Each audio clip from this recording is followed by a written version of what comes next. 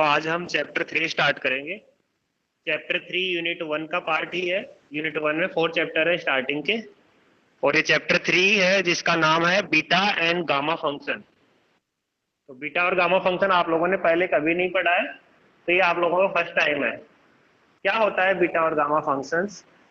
Beta और gamma function कुछ नहीं है, दो इंटीग्रेशन है।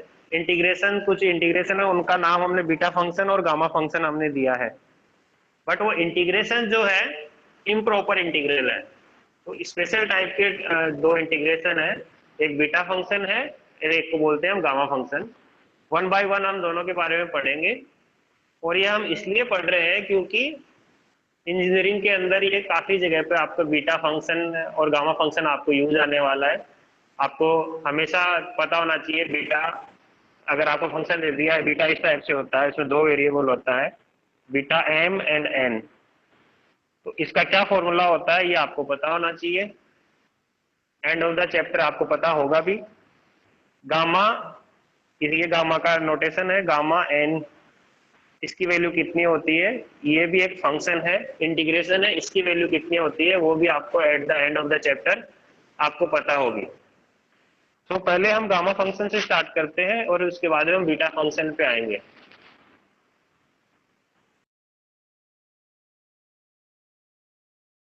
चलो गामा फंक्शन से स्टार्ट करते हैं। पहले चैप्टर का नाम डाल देता हूं मैं।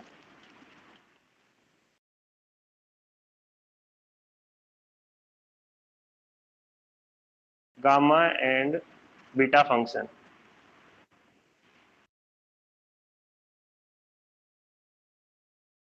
And their properties.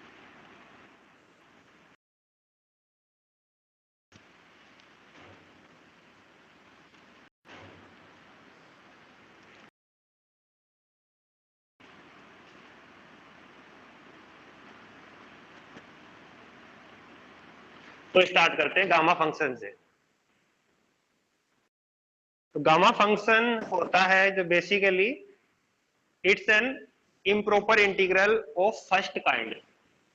Improper integral first kind क्या होता था आपके पास में? या तो ए या फिर बी, दोनों में से किसी एक जगह, या फिर दोनों इनफाइनाइट होता था लिमिट के अंदर। यहाँ पर क्या है, लिमिट 0 टू आपको प्लस इनफाइनाइट तक देखने को मिलेगा। इसका मतलब ये improper integral of first kind है। तो इसकी पहले मैं डेफिनेशन लिख देता हूं आप लोगों के लिए। The gamma function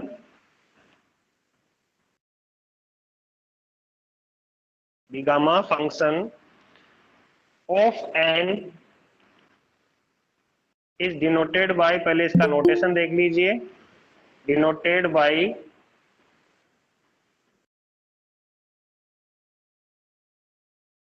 gamma n। ये गामा का नोटेशन है, इस टाइप से देख लीजिए नोटेशन एक बार। ये नोटेशन है गामा फंक्शन का, इसके अंदर फिर यहाँ पे n लिखना है आपको। सो ये फंक्शन ऑफ n हो गया आपका, ठीक है। तो इसके अंदर जो इंडिपेंडेंट वेरिएबल है वो है n। So gamma n and it is defined as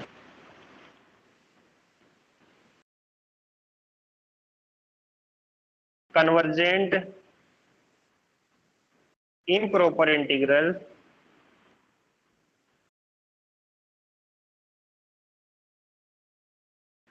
zero to infinite e power minus x power n minus 1 dx। मतलब दैट इज, अगर मैं गामा एन लिखता हूं तो गामा एन की वैल्यू कितनी होती है? That is integration 0 to infinite e power minus x power n minus 1 dx, n greater than 1, n greater than 0 होना चाहिए। सो गामा फंक्शन एक फंक्शन ऑफ n है, f ऑफ n जैसा है। तो n की वैल्यू जितना होगा उतना, जैसे गामा अगर n की जगह पे 1 रखूंगा तो गामा 1 रहेगा। तो क्या बन जाएगा? 0 to infinite e power minus x power 1 minus 1, n की जगह पे 1, मतलब x power 0, e power minus x हो, इसकी वैल्यू हो जाएगी। तो ये गामा n एक फंक्शन हो गया। n should be greater than 0 any value. Natural number की जरूरत नहीं है, n ग्रेटर देन 0 कोई भी वैल्यू हो सकती है। ग्रेटर देन 0 आप 0.1 भी ले सकते हैं, वो भी गामा वैल्यू, पर 0 से नीचे नहीं ले सकते। क्यों नहीं ले सकते, थोड़ी देर में पता चलेगा। जैसे अगर फॉर एग्जांपल अगर मेरे को निकालना हो गामा 1 कितना होता है, gamma 1, so gamma 1 is nothing but 0 to infinite e power minus x और x power 1 minus 1 that is 0। इसका मतलब आपको इंटीग्रेशन निकालना है 0 to infinite e power minus x dx। आसान है, समझ में आ गया इतना। सिर्फ n की जगह पे वैल्यू रखना है, कितना गामा निकालना है उसके लिए।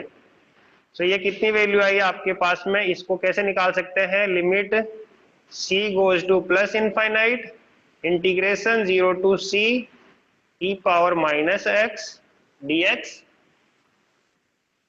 फिर limit c goes to plus infinite, इसका integration e power minus x का कितना होता है, minus e power minus x 0 to c। अब वैल्यूज रख दीजिए पहले, c goes to इनफाइनाइट तो minus e power minus c plus e power 0, ठीक है। अब c goes to इनफाइनाइट आपने रखा तो कितना आता है आपके पास में वैल्यू,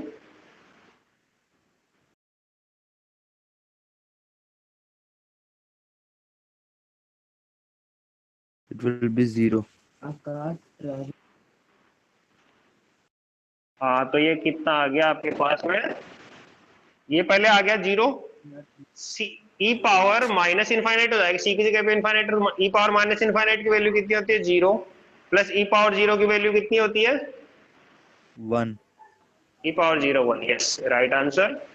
सो 1 आया। इसका मतलब हमारे पास क्या पता चला यहाँ से कि गामा 1 कितना होता है, इसकी वैल्यू 1, हमेशा गामा 1 की वैल्यू 1 होती है, ठीक है।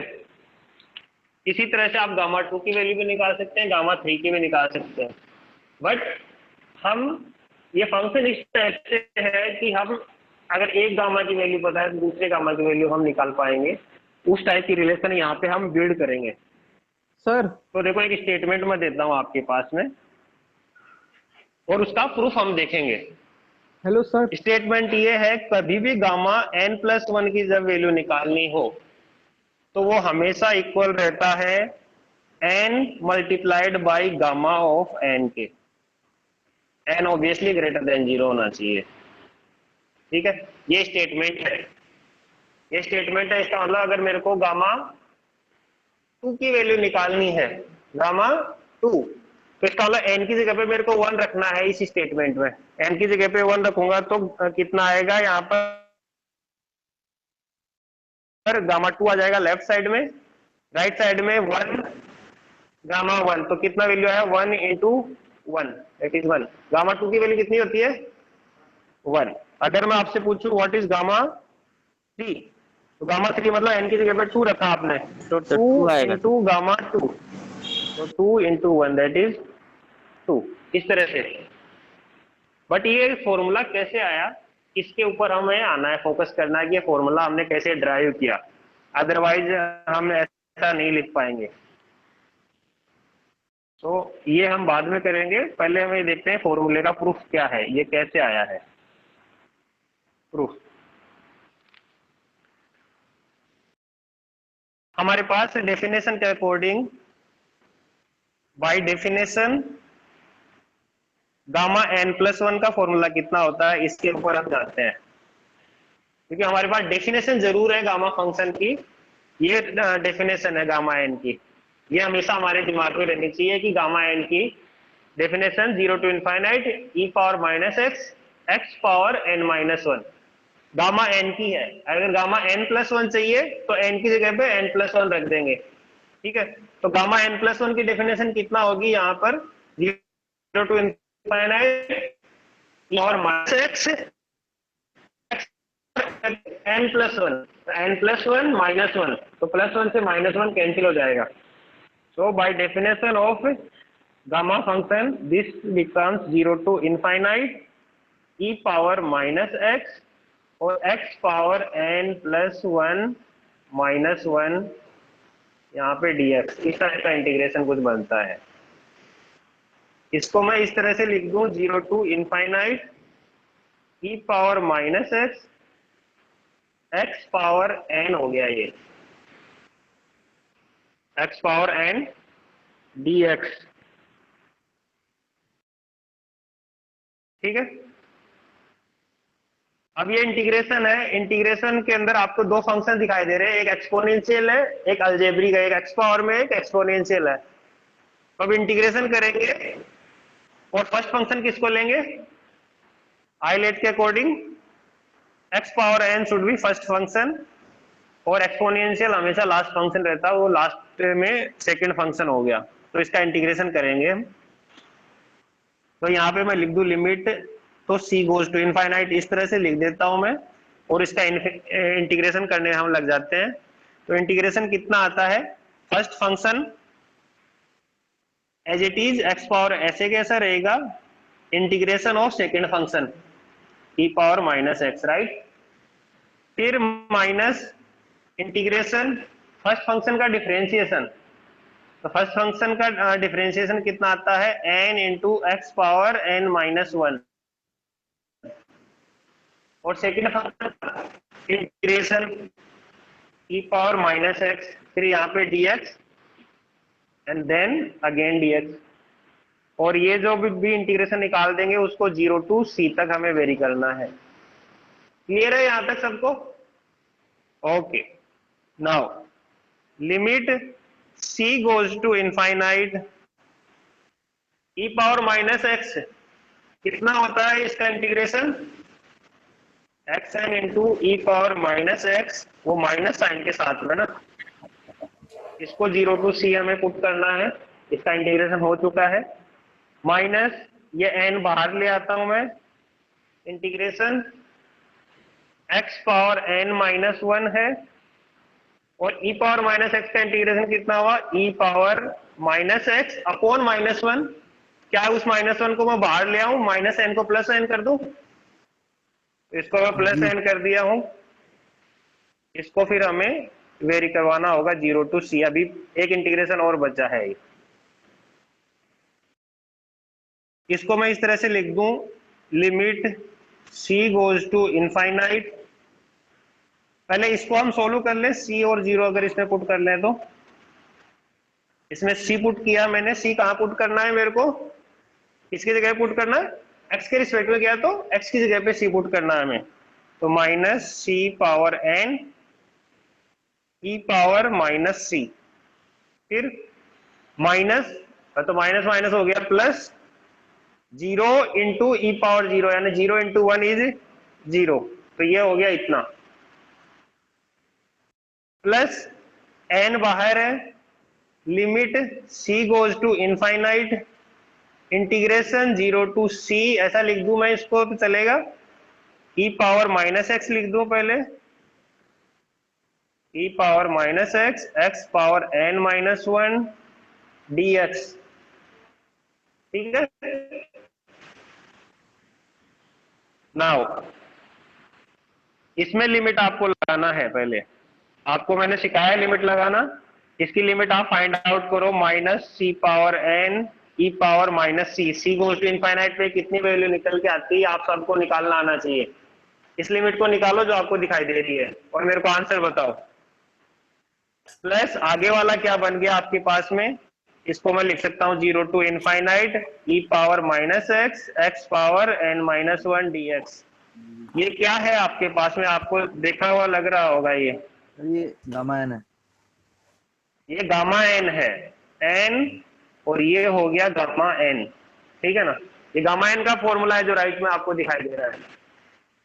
जो लेफ्ट में है देखो किस टाइप से फॉर्म बन रही है, c गोज टू इनफाइनाइट, तो इनफाइनाइट पावर n मतलब वो इनफाइनाइट हो गया, और e पावर माइनस इनफाइनाइट हो जाएगा, माइनस इसका मतलब इनफाइनाइट इंटू 0 फॉर्म बन रही है, इनफाइनाइट इंटू 0 इनडिटरमिनेट फॉर्म होती है, उसको हमें पहले एल ऑर्बिटल में लेके आना है, फिर उसका आपको डिफरेंशिएशन करना है एंड फिर देखना है कि इसकी वैल्यू कितनी आती है।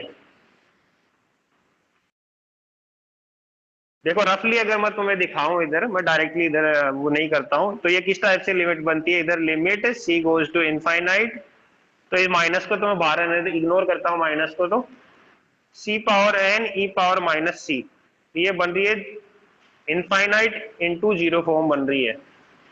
तो क्या मैं इसको इस तरह से लिख दूंगा तो जीरो बाई जीरो फॉर्म या इनफाइनाइट बाई इनफाइनाइट आ जाएगी, सी पावर एन अपॉन ई पावर सी, नीचे आ गया। अब इनफाइनाइट बाई इनफाइनाइट फॉर्म बन रही है आपके पास में, एल ऑर्बिटल रूल लगा सकते हैं आप, limit c goes to infinite n c power n minus one e power c, ऐसे ही रहेगा नीचे। तो अभी भी इनफाइनाइट बाई इनफाइनाइट है ना, इनफाइनाइट बाई इनफाइनाइट। कितनी बार डिफरेंशिएशन करते रहेंगे, n c power n minus one n minus two n minus three n minus n तक जाएगा। तो मैं ऐसे लिख दूंगा एट द एंड मेरे पास सी गोज टू इनफाइनाइट, इस तरह से कुछ आ जाएगा, n n minus one n minus two and so on to one, और यहाँ पे फिर आगे लास्ट में सी पावर जब वन बचेगा वो हो गया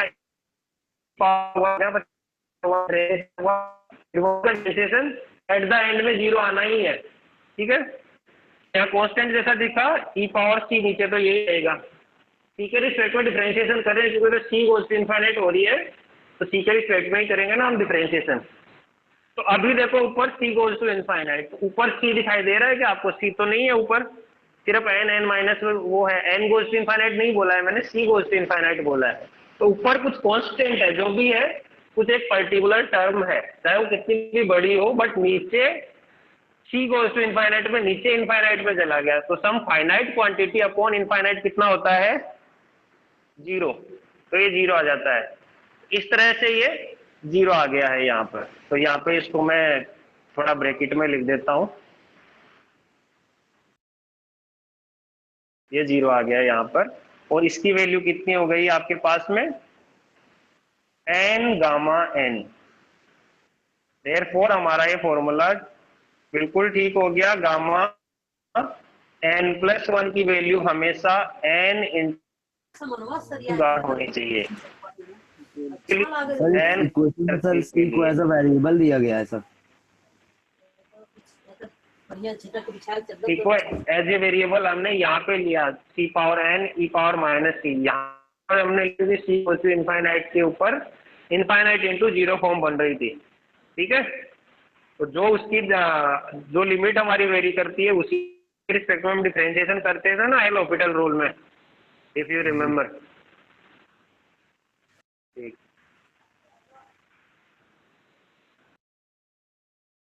तो ये हमारे पास फॉर्मूला बन के आता है। इस फॉर्मूले से क्या कंक्लूजन निकलते हैं हमारे पास में,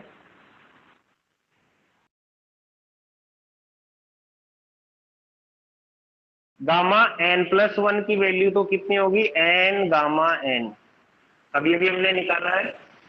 क्या मैं ऐसे भी कह सकता हूं एन और गामा एन की वैल्यू मैं ऐसे कह सकता हूं कि आपको n minus one into gamma n minus one, क्योंकि जस्ट वन डाउन, यहाँ पे एन प्लस वन था फिर एन गामा एन था, तो अभी एन तो एन है, फिर गामा एन को हम क्या ऐसे लिख सकते हैं, n minus one gamma n minus one, इसको हम ऐसे भी लिख सकते हैं, ये तो एज इट इज रह गया। गामा एन माइनस वन को क्या लिख दूंगा मैं, n minus two multiplied by gamma n minus two, ठीक है। इसको एक बार और लिख देता हूं, n minus one n minus two, इसको n minus three gamma n minus three and so on, इस तरह से चलते चलते लास्ट में क्या इस तरह से लिख दूंगा मैं इसको, n n minus one n minus two dot dot dot, last में गामा गामा टू आ जाएगा, फिर गामा वन भी आ जाएगा। गामा टू की वैल्यू कितनी होती है, वन होती है ना, तो इस तरह से ये थ्री टू वन इस तरह से आ गया। तो इसको क्या मैं ऐसे लिख सकता हूँ, एन फैक्टोरियल लिख सकते हैं ना इसको, ये एन फैक्टोरियल होता है ना, n n minus one n minus two, तो हमेशा यहाँ पे नोट डाल के हम ऐसा भी लिख सकते हैं कि gamma n plus 1 is equal to हमेशा कितना होता है n फैक्टोरियल। कब? ये n फैक्टोरियल कब होते हैं? जब n एक नेचुरल नंबर हो, तभी की बात कर रहे हैं। अगर फ्रैक्शन होगा तो हमें वो गामा की मेथड चलाना है आपको। If n belonging to z positive, z positive मतलब पॉजिटिव इंटीजर या फिर नेचुरल नंबर आप बोल सकते हैं।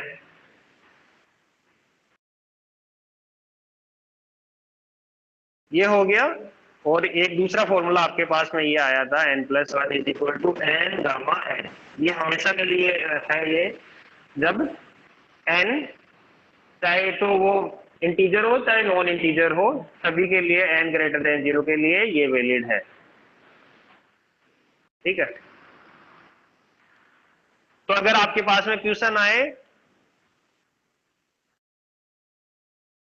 गामा 13/4 कितना होगा, 13/4 कितना होगा, तो गामा 13/4 ये एक इंटीजर नहीं है, ये एक फ्रैक्शन वैल्यू है, राइट। रेशनल नंबर है, p/q टाइप में है, बट ग्रेटर देन 0 है। ग्रेटर देन 0 है तो इसमें ये वाला फॉर्मूला हम लगाएंगे। ठीक है, जो नीचे है फॉर्मूला। तो 13/4 में से 1 माइनस करके फिर हम गामा लगाएंगे। तो 13/4 में से -1 करेंगे तो कितना आता है? 9/4। तो इसको लिख सकते हैं 9/4 गामा 9/4। ठीक है। और भी अभी लिख सकते हैं 9/4 को हम क्या लिख सकते हैं? 9/4 है गामा, तो इसमें से -1 करके दोबारा लिख सकते हैं 5/4 5/4 इंटू गामा 5/4। फिर 5/4 को भी आप लिख सकते हैं 9/4 5/4। इसको क्या लिख सकते हैं? 1/4 इंटू गामा 1/4। ठीक है। अब गामा 1/4 को भी कुछ लिख सकते हो क्या? क्योंकि इसमें से अभी सर नेगेटिव हो जाओगे जाएगा, माइनस, नेगेटिव हो जाएगा, वहां पे गामा माइनस। नॉट डिफाइंड, अभी मैंने आपको बताया नहीं है। ठीक है। तो यहां तक की ये वैल्यू इसके लिए ट्रू रहेगी, ये इसका आंसर रहेगा। यहीं पे आप इसको लीव कर देंगे। ठीक। तो अभी मैं इतनी देर से मैं आपको बोल रहा हूँ कि गामा गामा की 1/4 वैल्यू की 0 के वैल्यू ऊपर नहीं नॉट निकाली है। डिफाइंड है, नेगेटिव के ऊपर भी नॉट डिफाइंड है। तो ऐसा मैं क्यों बोल रहा हूँ, उसके ऊपर अब हम आते हैं। गामा यहाँ पे मैं 1/4 नोट की डाल वैल्यू देता हूँ। हम जानते हैं, we know that WKT gamma of n+1 कितना होता है? n into gamma n। Just हमने प्रूव किया है अभी। ठीक है। तो क्या मैं इस तरह से भी बोल सकता हूं आपको कि गामा n को मैं ऐसे लिखूं, गामा n+1 अपॉन n। तो कोई प्रॉब्लम नहीं होनी चाहिए। जस्ट मैंने क्या किया है, इस n को नीचे लेके आ गया हूं। मेरे को क्या निकालना है? गामा 0 की वैल्यू देखना है कि है क्या नहीं है, कितना है। तो मैं इसको अगर ऐसे कहूं, limit n goes to 0 gamma n, मेरे को 0 के ऊपर वैल्यू निकालनी है, तो मैं लिमिट से निकाल के देखता हूं कितना आता है। तो बेसिकली कितना हो जाएगा वो? गामा n+1 अपॉन n, इसमें लिमिट लगाना पड़ेगा आपको n गोज टू 0। तो ये बेसिकली गामा 1/0 जैसा कुछ दिखाई देगा आपको। n इज इक्वल टू 0 ऊपर पुट करेंगे, sorry, n is equal to 0 अगर ऊपर पुट करेंगे तो ऊपर गामा 1 बन जाता है और नीचे 0 आ जाता है। तो यहाँ पे कितना आ जाता है? यहाँ पे ये इनफाइनाइट आ जाएगा, क्योंकि गामा 1 की वैल्यू कितनी होती है? 1 होती है। 1/0 इज द प्लस इनफाइनाइट। तो यहाँ पर इस टाइप से हो गया। इसका मतलब नॉट डिफाइंड, इनफाइनाइट का मतलब डाइवर्जेंट हो गया। इसका मतलब gamma 0 is not defined, not defined. एक मिनट रुको आप लोग। हेलो,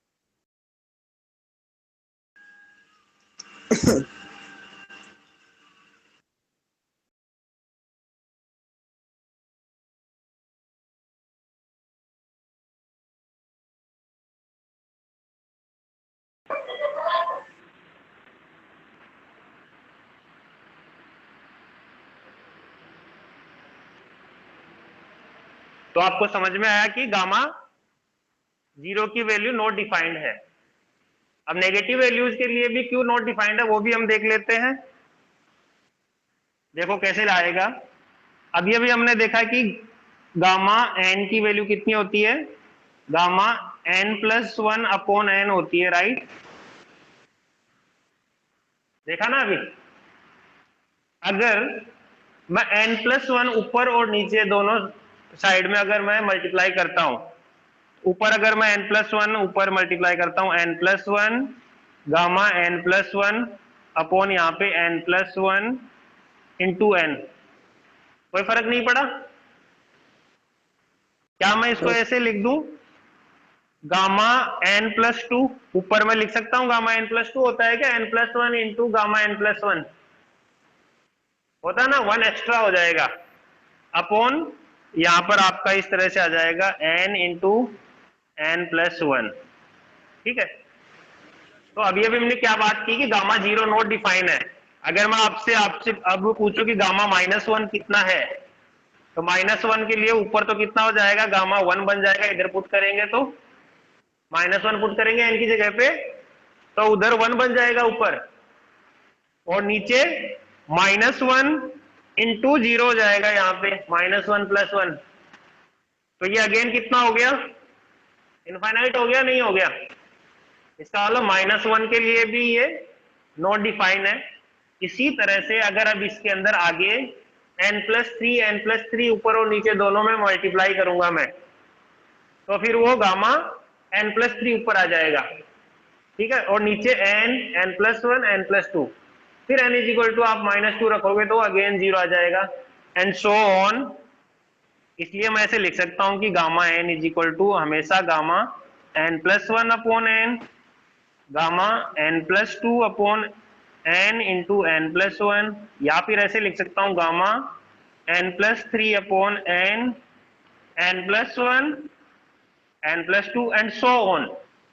इससे आपको पता चलता है for n less than 0 gamma function is not defined, not defined. ठीक है, क्लियर है। नेगेटिव के लिए क्यों नहीं है गामा फंक्शन डिफाइंड, अभी अभी हमने देख लिया है।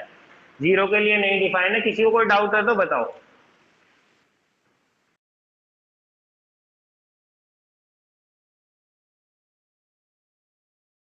एक मिनट एक मिनट,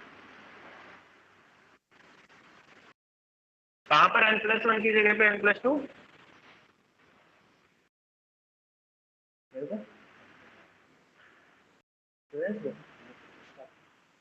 हाँ आप चलो चलो चलो, यहां पर बात कर रहे हो कि यहाँ पे n+2 कहां से आया है, वहां पे n+1। हाँ हाँ, यहाँ पे हमने सेम n+1 से मल्टीप्लाई किया पहले, इसकी जगह पे n+2, इसकी जगह पे n+2 अगर दोनों साइड में अगर ऊपर नीचे मल्टीप्लाई करोगे तो उसका कुछ मतलब नहीं रह जाएगा ना। हमें बनाना है इसको, गामा n+2 बनाना है। इसलिए हमने n+1 मल्टीप्लाई किया ताकि यहाँ पे n+2 आ जाए, इधर n इंटू n+1 रहे, ताकि आप -1 जब पुट करें तो ये नॉट डिफाइन हो जाए, आपके पास इनफाइनाइट भी चले जाए। ठीक है ना?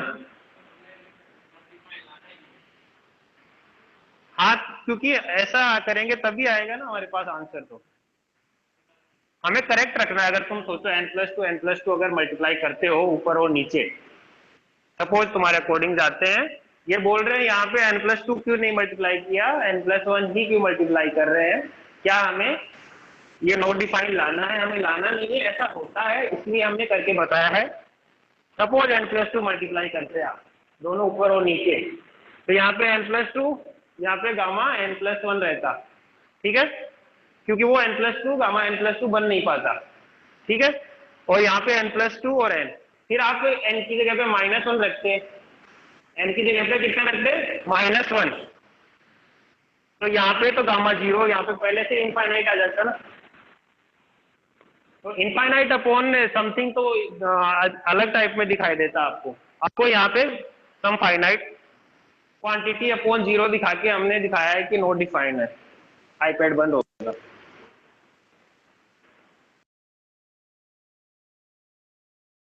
ठीक है,